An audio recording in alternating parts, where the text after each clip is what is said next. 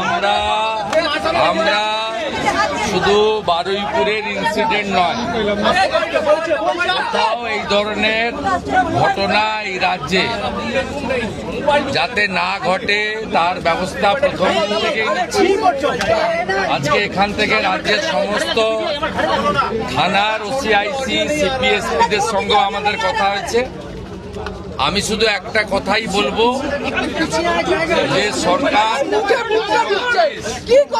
এক্ষেত্রে যা করার করছে এবং আমার সঙ্গে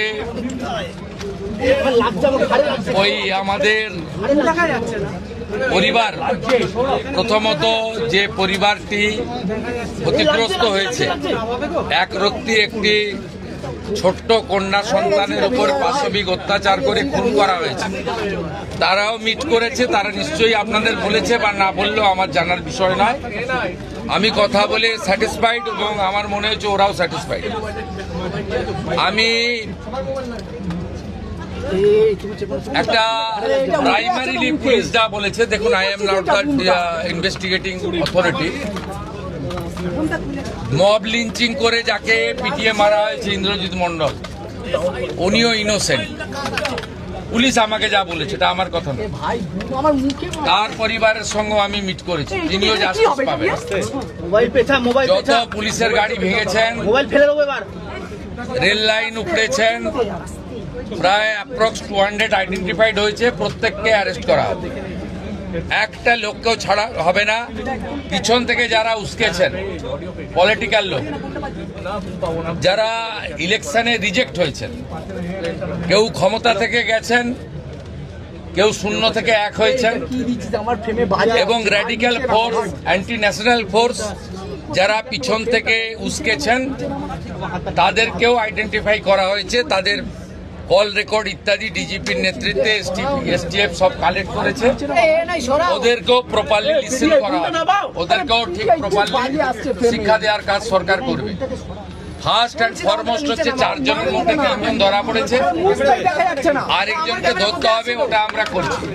রিগার্ডিং কম্পেনসেশন, রিগার্ডিং অ্যাসিস্ট্যান্স, আমরা দুটো পরিবারের উপরই ছেড়ে দিয়েছিলাম। ওরা কিছু কথা আমাকে বলেছে, আমি উইদিন এ উইক আসবো এবং দুটো ফ্যামিলিতে যাব। তখন সরকার, ওরা যা চেয়েছে, সরকার যা করলো দেখতে পাবেন। সূর্যপুরে ভিকটিম ফ্যামিলি একটা আউটপোস্ট চেয়েছেন, আমরা আউটপোস্টও ডিজিপি এইচএসকে বলেছি করতে হবে।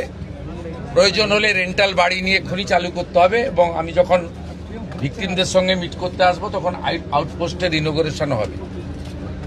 আমরা এখানে অনেকগুলো ডিসিশন নিয়েছি, সেগুলো প্রপারলি আমরা দেখব। আপনারা ভিকটিম ফ্যামিলি যেমন কনফিডেন্স রেখেছেন সরকার পুলিশের উপরে, আপনারাও রাখতে পারেন। আমার মনে হয় না এর আগে কোনো পুলিশ মন্ত্রী বা মুখ্যমন্ত্রী এই ধরনের পীড়িত পরিবারের কথা শুনেছেন বা বলেছেন। আমি এটা মনে করি এটা ডিউটি, আগের লোক করেনি বলে যে আমি করব না তা না। আমি এখানে এমপি এমএলএ পলিটিক্যাল পার্টিকে ডেকেছিলাম। এমপি সায়নী ঘোষ তিনি মিট করেছেন, মাননীয় বিধায়ক প্রাক্তন স্পিকার বিমান ব্যানার্জি মিট করেছেন। 1-to-1 কথা হয়েছে, সেটা আমি বাইরে বলবো না। আমার মনে হয়েছে তারাও স্যাটিসফাইড।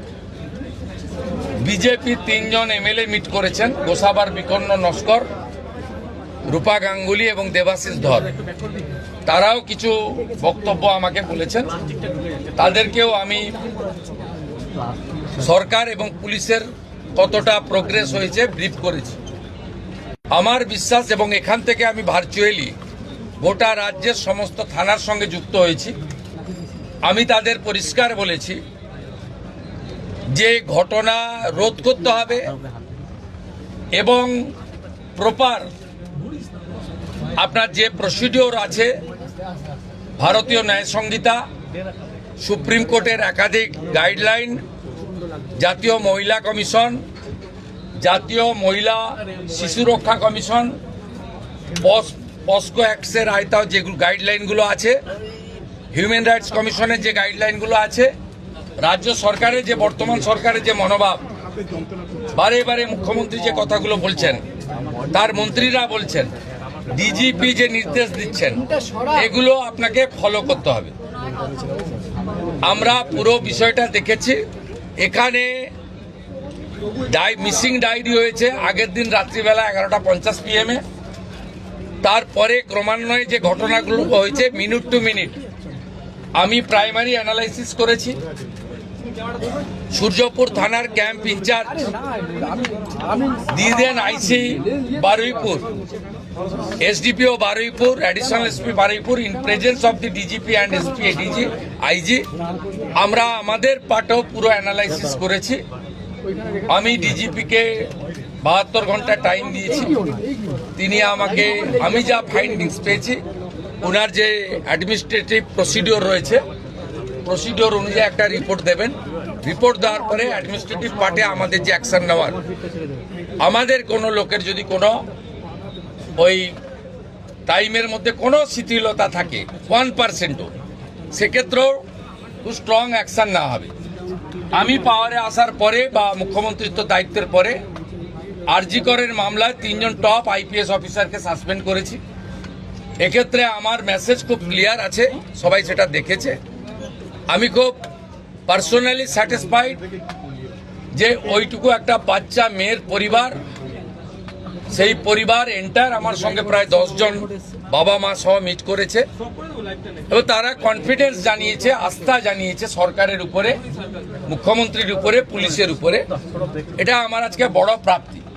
আর মব লিঞ্চিং করে যে নিরীহ লোকটাকে ছেলেটাকে মেরে দিয়েছে, আনমেরিড একটি ইয়াং বয়, সেখানে যারা হত্যাকারী তাদেরকেও প্রপারলি মার্ডার কেসে যুক্ত করা হবে এবং পুলিশকে ডাইরেক্ট ইনস্ট্রাকশন আছে